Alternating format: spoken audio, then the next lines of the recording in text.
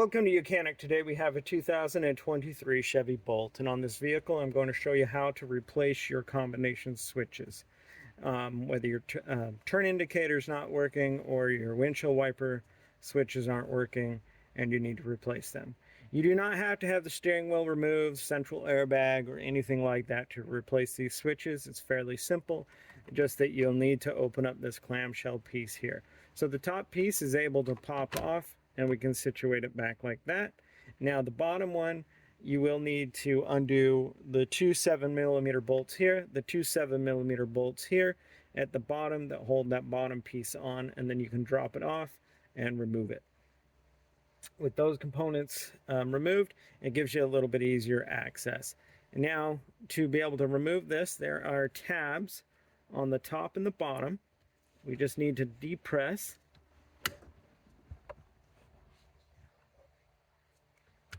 and then being able to unhook it. And then we have an electrical connection on the back. This tab is on the bottom side.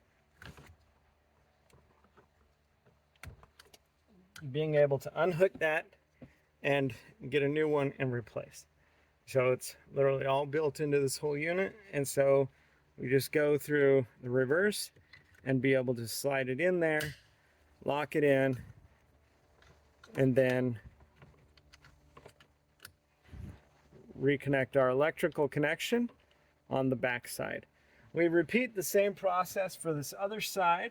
The two tabs here that we can reach in there, squeeze together, unhook the electrical piece on the back,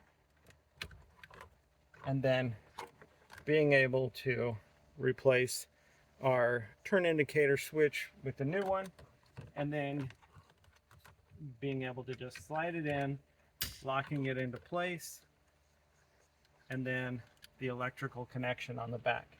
And so that's how you'd replace your combination switches.